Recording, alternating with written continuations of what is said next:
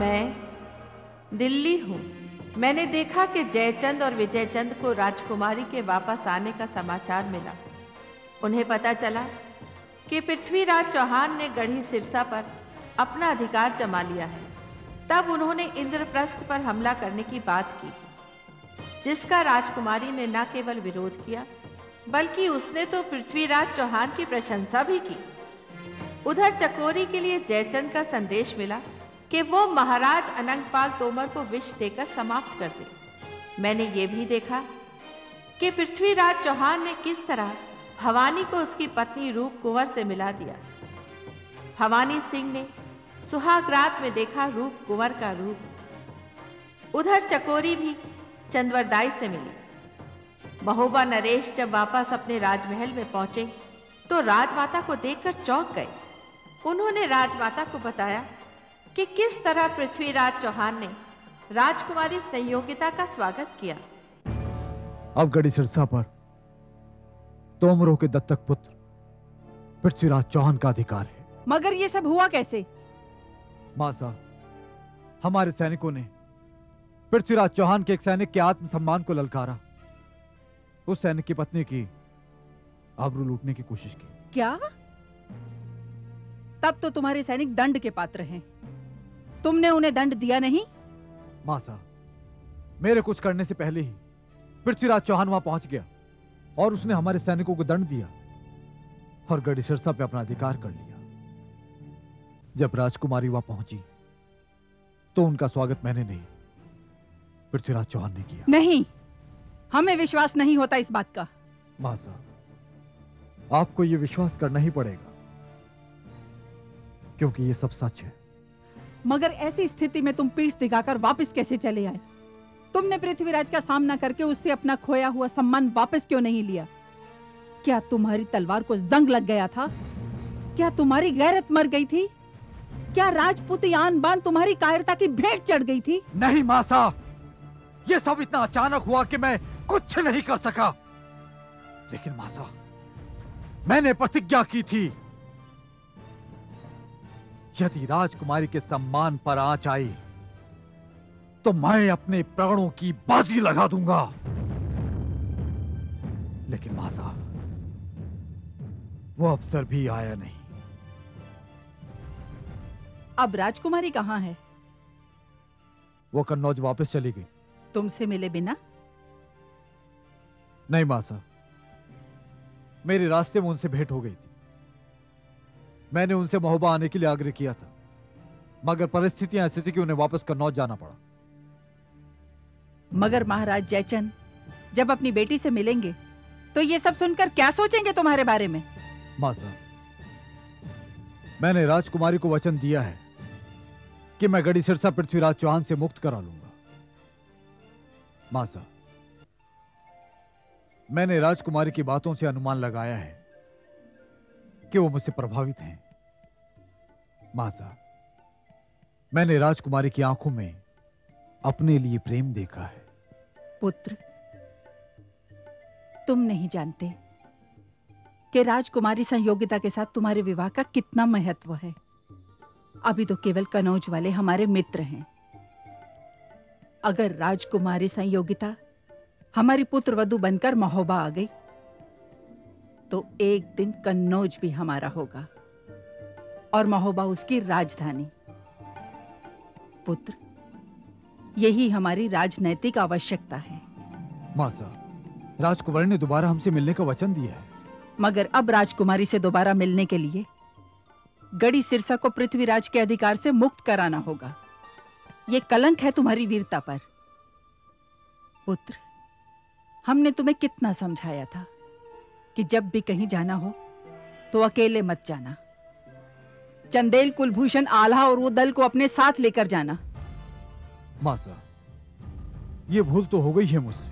और इस भूल का जो परिणाम हुआ है, अगर वीर पुत्र आल्हा और उदल तुम्हारे साथ होते तो ठीक इसके विपरीत होता।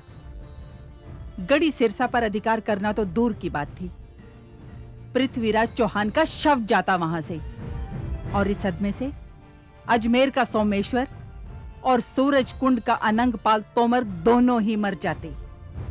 और फिर यह बड़ा शुभ समाचार होता कनौज के लिए, और तुम्हारी जय जयकार होती।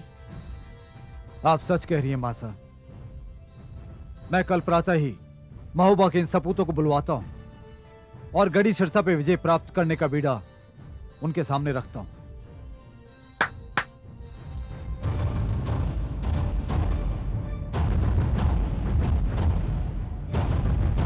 हुकुम अन्नदाता।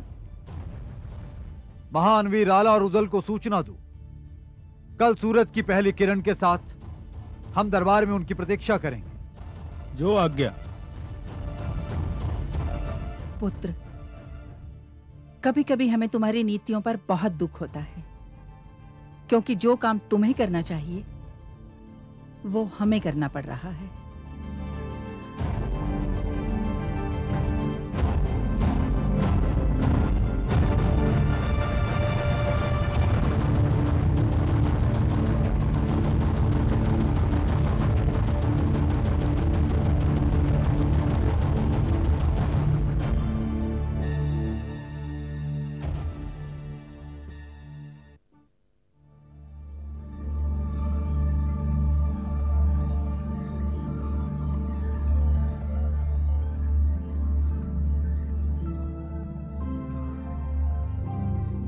क्या मैं अंदर आ सकता हूँ?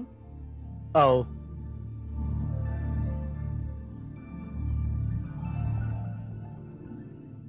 वीर शिरोमणि दादा मलखान को सैनिक उदय भान का प्रणाम।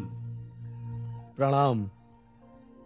मैं मोहब्बा से आया हूँ महाराज परमाल का निमंत्रण लेकर चंदेल कुलभूषण महान वीर आला उदल के लिए।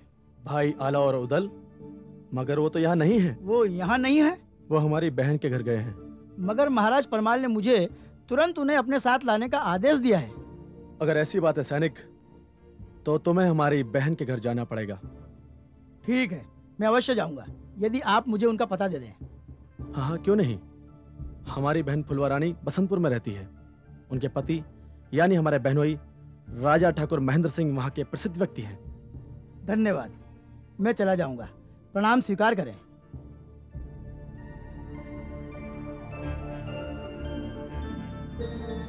राजा परमाल को भाई आला उदल की क्या आवश्यकता पड़ गई?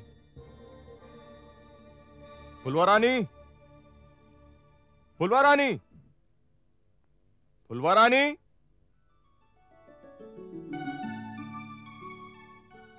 बोलिए, क्या बात है? अरे पूछ रही हो क्या बात है? आधा दिन बीत गया है, सूरज सर पर चढ़ाया है, मगर वो तुम्हारे महान वीर भाई आला उदल अभी तक नहीं आए। नहीं आए तो आ जाएंगे ना। कहीं ऐसा तो नहीं कि उन्हें तुम्हारा संदेशा ही ना मिला हो? ये कैसे हो सकता है? मेरा संदेश उन्हें मिल चुका है और वो अवश्य आएंगे। फुलवा रानी, अब तो हमें संदेह होने लगा है उनके आने पर। आप तो बात बात पर संदेह करते हैं। अरे मेरा संदेह करना स्वाभाविक है। आजकल के लोग अपने सगे रिश्तों को नहीं मानते। तुम तो फिर उनकी मुंह बोली बहन हो। हाँ, मुंह बोली बहन हो उनकी। माना कि उनसे मेरा खून का रिश्ता नहीं है, मगर उन्होंने जो कुछ मेरे लिए किया है वो तो सगे भाइयों से भी बढ़कर है। तो फिर वो तुम्हारे बुलावे पर अभी तक आए क्यों नहीं? कहीं ऐसा तो नहीं कि वो मेरे कारण यहां नहीं आना चाहते हो? आपके कारण? हाँ, हमारा विवाह के समय जो मनमुटाव हुआ था उनसे, उस बात पर नाराज तो नहीं हमसे वो? ये कैसी बातें कर रहे हैं आप? उनकी नाराजगी तो कब की समाप्त हो चुकी है। मैं अपने भाइयों को अच्छी तरह जानती हूँ। उनका मन तो जल की तरह स्वच्छ है और वो मन में बैर नहीं पालते। क्या आप नहीं जानते कि वो मुझसे कितना प्यार करते हैं? हाँ, बात तो सच है तुम्हारी। मगर एक बात मेरी समझ में नहीं आई कि आपने उन्हें इस तरह अचानक बुलाने के लिए क्यों कहा मुझसे, और इसका कोई कारण भी नहीं बताया आपने। फुलवा, सच तो यह है कि जब मैंने गांव वालों के सामने तुम्हारे भाइयों की वीरता की प्रशंसा की तो उन्होंने मेरी हंसी उड़ाई। हंसी उड़ाई? किस बात पर? यही कि मैं तुम्हारे भाइयों की वीरता के बारे में बड़ा चढ़ाकर बातें करता हूँ। यानी कि जितना हम उनके बारे में बताते हैं उतने वीर नहीं है वो। क्या? हाँ, लेकिन मैं भी चुप नहीं रहा। मैंने कह दिया गांव वालों से कि वो जब चाहे जहां चाहे तुम्हारे महान और वीर भाइयों की परीक्षा ले सकते हैं। तब गांव वालों ने मुझे चुनौती दे दी। चुनौती? कैसी चुनौती? बोलवा, इन कपटी गांव वालों ने गांव की चौपाल पर एक लठ गाड़ दिया है और वो कहते हैं अगर तुम्हारे भाई इतने वीर और शक्तिशाली हैं तो उस लठ को उखाड़ कर बताएं। अरे ये भी कोई चुनौती हुई? क्यों, तुम इसे चुनौती नहीं मानती? बिल्कुल नहीं मानती। अरे गांव वालों ने एक लठ काट दिया है और कह रहे हैं कि मेरे वीर भाई उस लठ को उखाड़ दे। ये तो उनके लिए मामूली सी बात है। हाँ, अगर कोई लोहे का स्तंभ होता तब शायद चुनौती होती। अब जो भी है, अगर तुम्हारे भाई नहीं आए तो गांव वाले तो ये समझेंगे कि अलाउद्दीन उनकी चुनौती से डरकर नहीं आए। उन्हें तो अवसर मिल जाएगा हमारी हंसी उड़ाने का, और उनकी हंसी उड़ाने का अर्थ होगा तुम्हारा अपमान, तुम्हारे भाइयों का अपमान। और मैं तो इस गांव में इसके बाद किसी को मुंह दिखाने के योग्य नहीं रहूंगा। फुलवा, मुझे लगता है अब तुम्हारे भाई नहीं आएंगे, कभी नहीं आएंगे। बहनोई राज, ऐसा नहीं हो सकता। बहन बुलाए और भाई ना आए, ये तो संभव नहीं है। भैया नहीं बहन, राजपूत बहनों को अपने पांव नहीं छूने देते। भैया आप मेरे साथ आइए। देखा ना आपने, मैंने आपसे कहा था कि मेरे भाई जरूर आएंगे। लो आ गए। हाँ, हमने बेकार में शक किया। हम लज्जित हैं इस बात पर। आपको लज्जित होने की जरूरत नहीं है। हमें आने में देर हुई, हम क्षमा चाहते हैं। अरे क्या कह रहे हैं आप आए, हम धन्य हुए। भैया आप अकेले आए हैं? और उदल भैया? उदल भी आता होगा, वो रास्ते में भवानी माँ के दर्शन करने के लिए रुक गया। बस किसी भी समय पहुंचता होगा। मगर बहन, हमें यहां इस तरह बुलाने का कारण? भैया कारण तो आप अपने बहनोई राज से ही पूछिए। वीर शिरोमणि आल्हा, सच पूछिए तो मैंने ही बुलाया है आपको। आपने बुलाया बहनोई राज और हम आ गए, लेकिन बुलाने का कोई कारण तो होगा। हाँ, कारण है। आपके और हमारे संबंधों को लेकर लोग बातें करने लगे थे। किस प्रकार की बातें? वही विवाह में फेरों के समय जो विवाद खड़ा हो गया था। लोग कहते हैं आप आज तक उस बात को लेकर हम दोनों से नाराज हैं। बहनोई राज, ये क्या कह रहे हैं आप? कोई भाई अपने बहन और बहनोई से भला नाराज रह सकता है? वो विवाद तो वही खत्म हो गया था और हमने अपने मन में कोई बात भी नहीं रखी। चलिए, हमारे यहां आने से लोगों का संदेह तो दूर हो जाएगा। हाँ, अवश्य दूर हो जाएगा संदेह। मगर आला, हमने आपकी अनुमति के बगैर एक बड़ी मूर्खता कर दी है। हम समझे नहीं।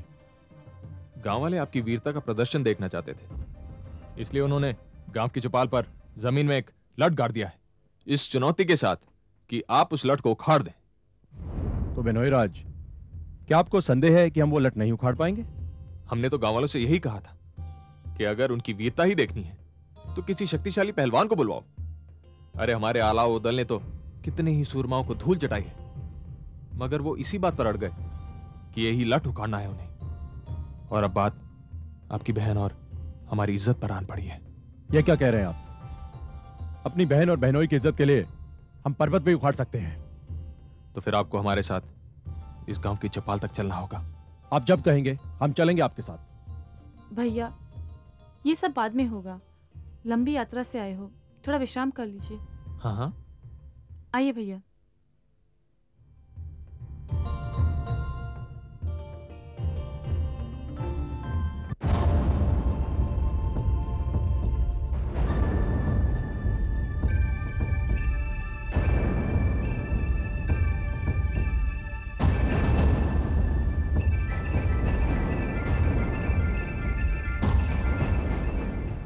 लो ठाकुर तेजा, लठ तैयार है। भाई वाह बनवारी, तुमने तो असंभव को संभव कर दिखाया। बबूल के पेड़ को काटकर ऐसा आकार दिया है कि कोई भी समझेगा कि सचमुच में एक लठ गड़ा हुआ है। तो क्या वीर शिरोमणि आला उदल इस लठ को उखाड़ने आ रहे हैं? हाँ, आ रहे हैं, लेकिन उन्हें क्या मालूम कि इस लठ को उखाड़ने में उनके शरीर के सारे कसबल निकल जाएंगे, उनकी सुरमाई हवा में मिल जाएगी। बड़ा अहंकार है ना उन्हें अपने बाजुओं पर। विवाह के वक्त हम लोगों से जरा सी भूल क्या हुई के? अरे कैसे भूल जाऊं उस अपमान को। किस तरह वो दुल्हन के भाई बनकर उठ खड़े हुए थे दोनों, लगता था जैसे हमारा खून ही पी जाएंगे। हाँ, उस अपमान को न तो हम भूले हैं न ही ठाकुर महेंद्र सिंह। अब देखना है उनके बाजुओं में कितना दम है। शुभ समाचार, शुभ समाचार। अरे क्या समाचार है? ठाकुर महेंद्र ने कहलवाया है कि वीर आला आ चुके हैं। अरे बनवारी, वो नहीं आया, उसकी मौत खींच लाई है उसे यहाँ। मगर ठाकुर, अगर उसने इसे उखाड़ दिया तो? अरे पागल हुआ है क्या तू? ये बबूल का पेड़ है, इसकी जड़ें जमीन में न जाने कहां तक फैली हुई हैं। इसे उखाड़ना आदमी के बस की बात नहीं। और वैसे भी बबूल के पेड़ के बारे में मिसाल कायम है कि पर्वत को उखाड़ा जा सकता है, मगर बबूल को नहीं। इसे उखाड़ने की कोशिश में उसके शरीर की सारी शक्ति हवा बन के उड़ जाएगी, हड्डियां टूट जाएंगी उसकी, मुंह से खून उगलेगा वो, मगर इसको हिला भी नहीं पाएगा। ठाकुर तेजा, मजा तो तब आएगा जब वो इसे साधारण सा लट समझकर हमारी मूर्खता पर हंसेगा। वो तो यही समझेगा कि गांव वालों ने उसकी शक्ति को इस तरह ललकारा है। वो बड़े गर्व के साथ इसे उखाड़ने की कोशिश करेगा, मगर वो इसे उखाड़ नहीं पाएगा, वो खुद उखड़ जाएगा।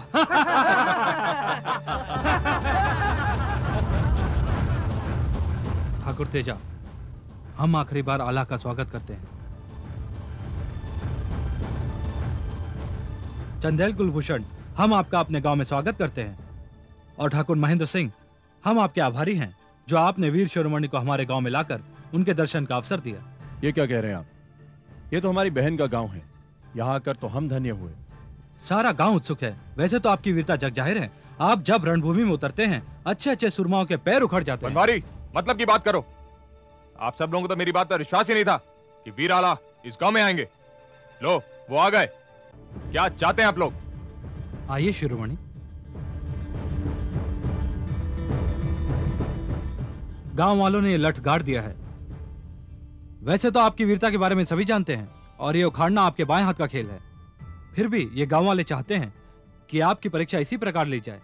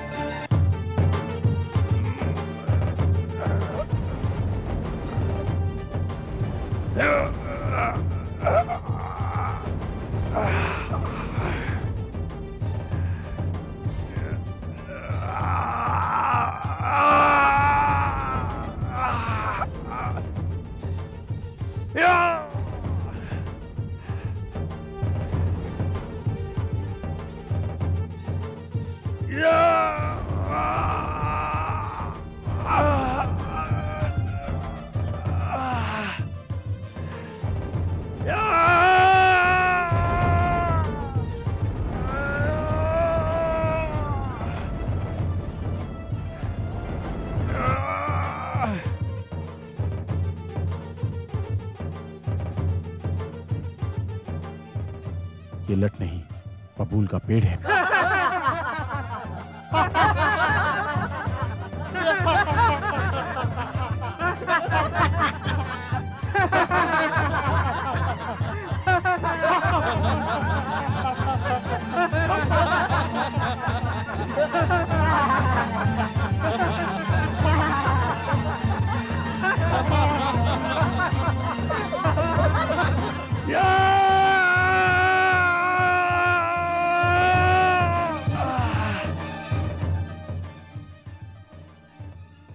भवानी माँ, ये कैसा इम्तिहान ले रही हो मेरा?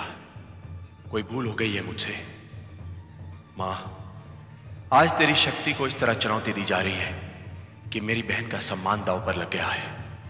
वो तो यही समझ रही है कि गांव वालों ने एक लठ काट दिया है, मगर माँ, ये तो बबूल का पेड़ है जिसे उखाड़ना किसी मनुष्य के बस की बात नहीं। माँ, ये रणभूमि है, अब मैं यहां से पीठ दिखाकर वापस भी नहीं जा सकता। अगर मैंने ये लठ नहीं उखाड़ा तो मेरी बहन का अपमान होगा, और यदि मेरी बहन को पता चलेगा ये लठ नहीं बबूल का पेड़ है, ये मेरी शक्ति का प्रदर्शन नहीं बल्कि मेरी मृत्यु का षड्यंत्र है, तो मां, मेरी बहन ये सदमा बर्दाश्त नहीं कर पाएगी। वो इस सदमे को बर्दाश्त नहीं कर पाएगी मां। मुझे शक्ति दो, मुझे शक्ति दो भवानी माँ, मुझे शक्ति दो, मुझे शक्ति दो भवानी माँ। जय भवानी माँ।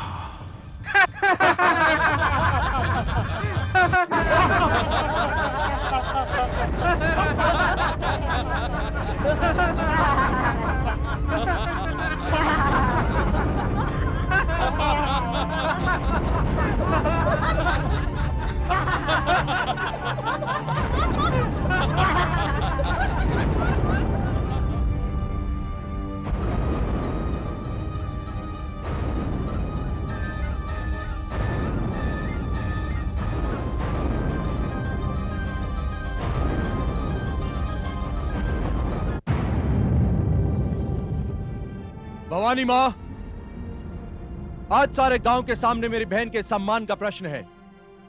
यदि मैं हार गया तो ये मेरी बहन की हार होगी। फिर ये दुष्ट उसे चैन से जीने नहीं देंगे। मेरी मौत एक तमाशा बनकर रह जाएगी सबके सामने। एक बहन रोने के लायक नहीं रह जाएगी माँ। उसके रोने पर भी हंसेंगे ये सब लोग। मुझे इस लज्जा से बचाइए माँ, मुझे इस लज्जा से बचाइए। भले मेरे प्राण ही क्यों ना चले जाएं, मगर ये लठ मेरे हाथों से उखड़वा दीजिए। मुझे शक्ति दीजिए माँ, मुझे शक्ति दीजिए, मुझे शक्ति दीजिए माँ। जय भवानी माँ, जय भवानी माँ, जय भवानी माँ, जय।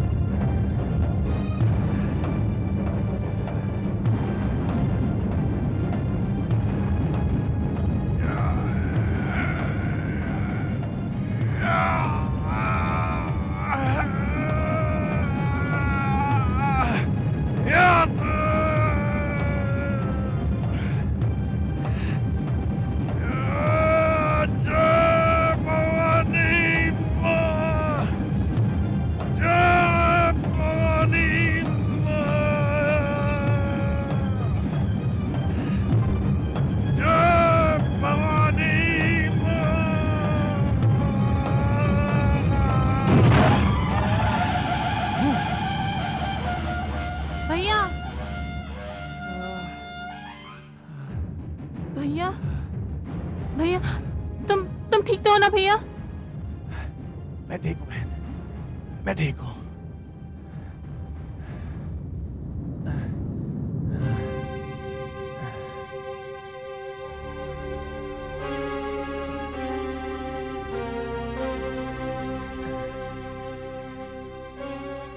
अरे ओ कायरो, शर्म नहीं आई तुम लोगों को?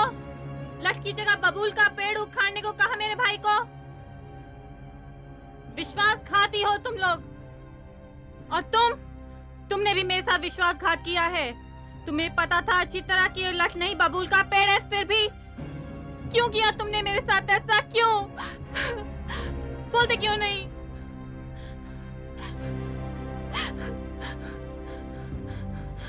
भैया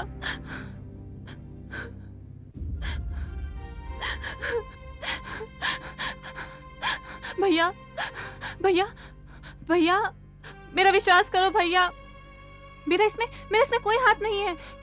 मुझे तो पता भी नहीं था कि मेरे पति ने गांव वालों के साथ मिलकर तुम्हें मारने का षड्यंत्र रचा है।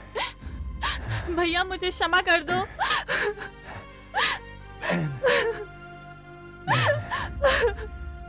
चाहे ये सब समझे कि तू मेरी मुंह बोली बहन है, लेकिन तू तो मेरी सगी बहन है, सगी बहन। ये सब मेरे सामने तेरा अपमान करना चाहते थे, लेकिन भवानी माँ ने हमारी लाज रख ली हमारी। जय भवानी माँ, जय भवानी माँ। लटाए तो देखते क्या हो, परस पड़ो इस पर। आज इस गांव से जीवित नहीं जाना चाहिए। खबरदार, कोई भी आगे बढ़ा तो देखते क्या हो, इसको भी इसके भाई के साथ यहीं खत्म कर दो। रुक जाओ दादा, चिंता मत करना, मैं आ गया हूं। उधर भैया।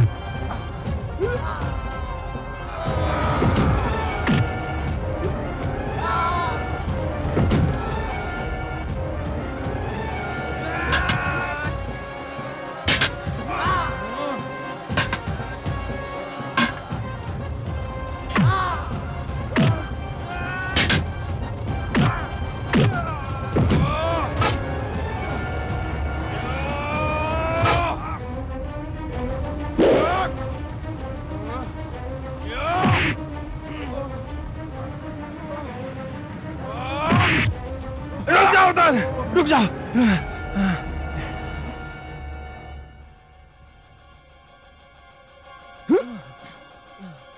तुझे इसलिए छोड़ रहा हूं क्योंकि तू मेरी बहन का सुहाग है, और तुझे मारकर मैं अपनी बहन के सुहाग को उजाड़ नहीं सकता।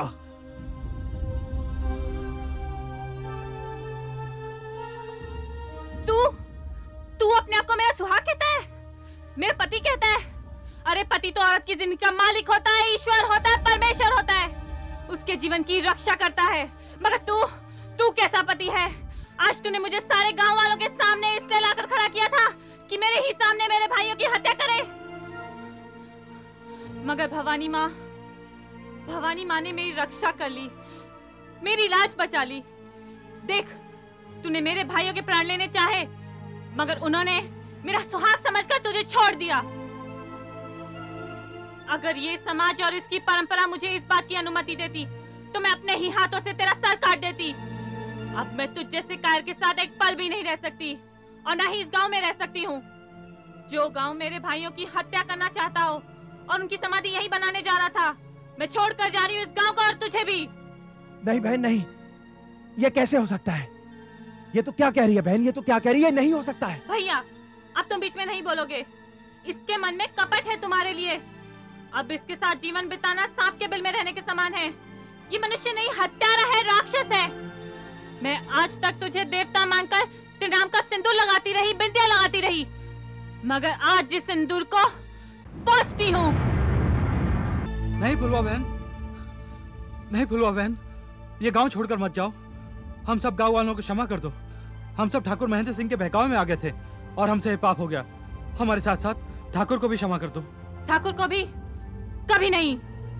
मैं जब तक जिंदा रहूंगी इसे कभी क्षमा नहीं करूंगी। मेरे मन में इसके लिए घृणा कभी कम नहीं होगी, कभी नहीं। इसने एक आदमी की हत्या का षड्यंत्र ही नहीं किया था, बल्कि इसने भाई बहन के पवित्र रिश्ते की हत्या का षड्यंत्र किया था। और अगर मैं आला उदल की बहन हूँ तो ये मेरी क्षमा के योग्य नहीं है। चलो भैया। पर बहन। नहीं भैया नहीं, अब ये गांव तुम्हारी बहन का नहीं रहा। ये तो विश्वास और रिश्तों का शमशान बन चुका है, और शमशान में सिर्फ मुर्दे रहते हैं, सिर्फ मुर्दे। चलो उदल भैया।